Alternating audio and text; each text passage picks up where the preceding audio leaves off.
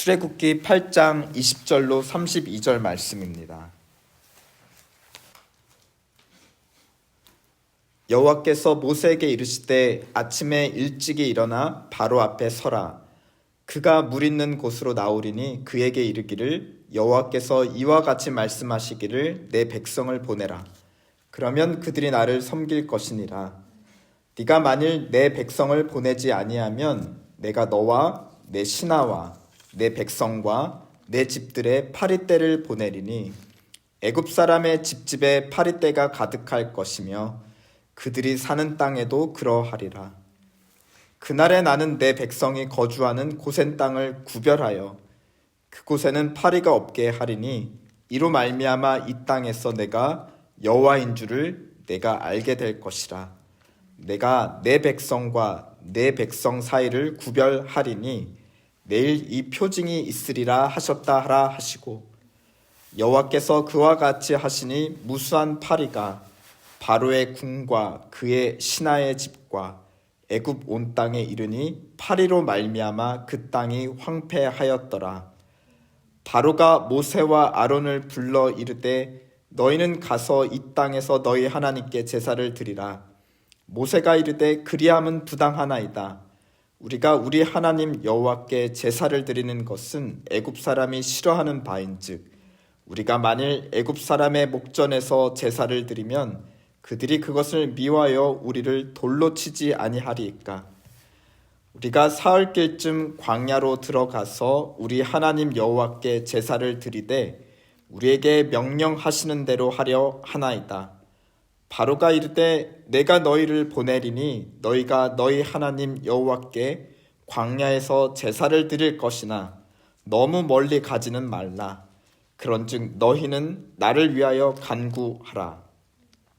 모세가 이르되 내가 만일 내가 왕을 떠나가서 여호와께 간구하리니 내일이면 파리떼가 바로와 바로의 신하와 바로의 백성을 떠나려니와 바로는 이 백성을 보내어 여호와께 제사를 드리는 일에 다시 거짓을 행하지 마소서 하고, 모세가 바로를 떠나 나와서 여호와께 간구하니 여호와께서 모세의 말대로 하시니 그 파리떼가 바로와 그의 신하와 그의 백성에게서 떠나니 하나도 남지 아니하였더라. 그러나 바로가 이때에도 그의 마음을 완강하게 하여 그 백성을 보내지 아니하였더라. 아멘. 오늘 본문은 9가지 재앙 중 4번째 재앙을 증거하고 있습니다. 첫 번째, 두 번째 재앙과 비교해서 요술사, 바로의 제사장들이 흉내 내지조차 못하고 있죠. 이것은 세 번째 재앙부터 시작된 새로운 변화였습니다. 그리고 새로운 변화가 오늘 네 번째 재앙에서도 여전히 이어져 가고 있는 것입니다. 새로운 변화지만 반복되면 이것이 새로운 질서로 자리 잡아가는 것을 우리에게 보여주고 있습니다. 오늘 우리가 당연하게 생각하는 우리 교회와 신앙의 전통과 관습들, 이것도 모두 처음에는 새로운 것들이었고 이것이 반복되며 어느덧 우리에게 익숙한 질서로 자리 잡은 것입니다. 이것은 이러한 역사는 우리에게 교훈하는 것이 있죠. 하나님의 일에는 불연속성과 연속성이 공존하고 익숙한 질서와 새로운 변화가 공존하는 것입니다. 우리 출애굽기를 읽어가 보면 익숙한 질서에만 집착하는 자들은 결국 애굽에 남아요. 애굽을 떠난 자들은 새로운 변화와 또 변화가 반복되며 굳어지는 새로운 질서를 받아들인 자들, 즉 마음이 부드럽게 열린 자들이 출애굽하는 것입니다. 그런데 하나님은 오늘 네 번째 재앙에서 세 번째 재앙에 없었던 또 새로운 변화를 시작하십니다. 22절을 보시면 하나님의 백성과 바로의 백성을 구별하기 시작하세요. 예전에는 그 모든 재앙들이 애굽에 사는 모든 사람들에게 다 영향을 미쳤는데 네 번째부터는 이제 하나님의 백성과 바로의 백성을 구별하기 시작하는 것입니다. 그 결과 24절을 보시면 파리떼가 애굽 온 땅에 가득해 황폐했으나 다만 하나님의 백성 이스라엘 민족이 거하는 고센 땅에는 파리떼가 출몰하지 않았다. 구별이 시작된 것입니다. 또 다른 새로운 일이 있다면 그것은 바로 재앙의 시작점입니다. 첫 번째부터 세 번째 재앙은 바깥에서부터 시작해서 바로를 압박했어요. 그런데 오늘 네 번째 재앙을 보시면 파리떼가 출몰하는데 24절을 보시죠. 어디서부터 시작되나요?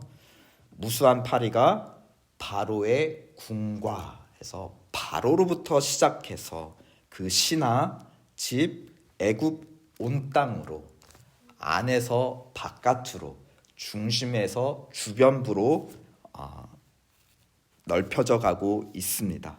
또 31절을 보면 파리떼가 없어지는데 어디서부터 또 없어지기 시작하냐? 바로로부터 바깥 주변부로 넓혀가면서 사라지기 시작합니다. 하나님은 그러니까 첫 번째부터 세 번째 재앙에서는 바깥에서부터 바로를 향해 간접적으로 압박하셨다면 이제부터는 바로로부터 시작해서 온 땅으로 재앙이 번져가면서 바로에게 직접 도전하기 시작하셨다라는 것입니다. 25절을 보면 또 이 네 번째 재앙부터 뭔가 또 다른 새로운 차이가 일어나는 것처럼 보입니다. 바로의 마음에 변화가 생긴 것처럼 보여요. 바로가 처음으로 협상을 제안합니다. 이 땅에서 그러면 하나님께 예배를 드려라. 그러자 27절 모세는 거절합니다. 하나님을 예배하는 자체도 중요하지만 하나님께서 어떻게 드리라라고 말씀하신 그 방식도 지키는 것이 중요하다. 그러자 28절에 바로는 또 다른 협상을 제안하죠. 광야로 나가 예배하되 너무 멀리 가지는 마라. 그리고 또 하나의 조건, 나를 위해서 기도해달라. 그러나 결국 바로의 마음은 새로운 변화를 거부했고 32절 결론처럼 마음이 딱딱하게 됩니다. 그리고 이 모든 것을 부정하게 되죠. 딱딱하다라는 것, 예전에 익숙한 질서를 붙들고 있다라는 것입니다.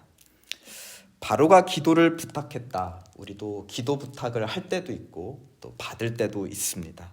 그런데 여러 경우에 또 어떤 경우에는 어떻게 보면 익숙한 자기의 질서를 그대로 지켜나가고 싶기 때문에 기도 부탁하는 경우들 많은 것을 우리가 느끼고 있어요. 그러다 자기가 원하는 그 익숙한 상황이 이제 자리를 잡게 되면 어떻게 되죠? 기도 부탁 더 이상 하지 않습니다. 어떨 때는 기도해 줄게 라는 말보다 오히려 변화에 대해서 마음을 열어야 되는 것 아니니? 라고 우리가 도전해 줄 필요가 있는 것 같아요. 자기가 익숙하고 원하는 그 질서에 계속 안전하게 있고 싶어서 우리가 기도 부탁하거나 또 그러는 경우들이 있는데요. 또 그럴 때 기도해 줄게 라는 위로의 말보다 혹시 하나님께서 너희 안에 새로운 일을, 새로운 변화를 원하시는 것은 아닐까? 라고 도전하는 것이 더 필요할 때도 있는지 모르겠습니다. 오늘 변화는 여러 가지 새로운 변화들 속에서 변하지 않는 것에 오히려 우리의 시선을 주목하게 하고 있어요. 바로 그것은 변화의 목적입니다. 이 목적을 이루기 위해 여러 변화가 일어나는데요. 정작 이 목적은 변하지 않는다는 사실을 우리는 주목해 봐야 합니다. 22절 이 땅에서 내가 여호와인 줄을 네가 알게 될 것이다. 첫 번째, 두 번째, 세 번째, 네 번째 또 그 사이에 요술사들이 흉내내지 못하는 새로운 변화, 또 네 번째 이제는 이스라엘 민족을 구별하는 변화, 이런 모든 변화들이 일어나고 있지만 그 변화를 추구하는 목적은 변하지 않는다는 사실. 이 고대의 신들은 자기 땅에서만, 자기 민족에게만 권세를 미치는 것으로 고대인들은 이해했어요. 그래서 외국 땅에 가면 자기 신이 힘을 못 쓴다.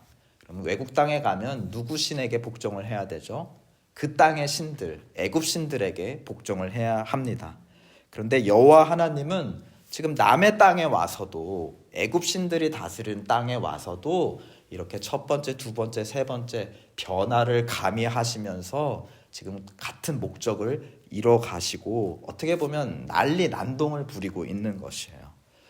그 목적이 무엇이냐? 결국 아브라함과 맺은 오래된 언약을 지키기 위한 것이었습니다. 그래서 애굽 땅까지 내려와 이 재앙들을 통해 계속 새로운 변화를 일으키고 계시는 것입니다. 오랜 약속을 지키기 위해 새로운 변화들을 시도하고 계시다는 것입니다. 바로도 뭔가 변화되려고 노력했어요. 우리 땅에서 그럼 예배를 드리는 건 어때? 그러면 광야로 나가는 거 괜찮은데 너무 멀리는 가지 마. 그도 변화를 추구했어요. 그런데 어떤 똑같은 목적을 지키기 위해 그는 이 변화를 수용하려 했었는가? 자기를 위해 기도해달라. 결국은 자기의 안위와 자기의 질서를 지키기 위해서 이 변화를 수용하려고 했던 것입니다. 하나님은 무엇을 위해서 이 변화들을 추구하셨다고요? 아브라함을 위한, 아브라함과 맺었던 자기만이 아닌 언약 상대자와의 오래된 약속을 지키기 위해서 오늘 모세를 통해 이러한 새로운 변화를 추구하고 계시다는 것입니다. 여기서 우리는 역설적인 진리를 배우게 돼요.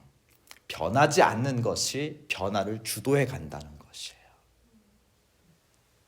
변하지 않는 것, 우리 마음속에 이것은 결코 변해서는 안 돼, 이것은 반드시 지켜져야 돼 하는 변하지 않는 것이 오늘 우리로 새로운 상황 속에 그것을 지키기 위해 변화하게 만든다라는 것입니다. 변화의 뿌리는 변하지 않습니다. 열매가 변하는 것이에요. 우리 이제 새해 새 변화를 바라보고 있습니다. 그렇다면 우리가 오늘 기도하면서 하나님 앞에 확인해야 될 것이 있어요. 그동안 우리 삶에 일어났던 수많은 변화, 그 선택의 연속성 속에서도 결코 우리 안에서는 바뀌지 않았던 그 가치, 비전, 내 인생을 바라보는 관점, 또 우리 교회의 시작, 그 시작이 무엇이었는가? 그 변하지 않는 가치와 비전이야말로 지금까지 우리의 변화를 이끌어왔던 뿌리이자 원동력이라는 것입니다. 우리가 새로운 변화를 원하시나요? 그렇다면 우리가 확인할 것이 있습니다. 우리 안에 변치 않기를 바라는 것이 무엇인가? 그리고 그것이 하나님의 언약과 무슨 관계가 있는가? 오늘 이 아침 한번 기도 가운데 하나님 앞에서 확인해 보시기를 축원드립니다. 아멘. 기도합시다.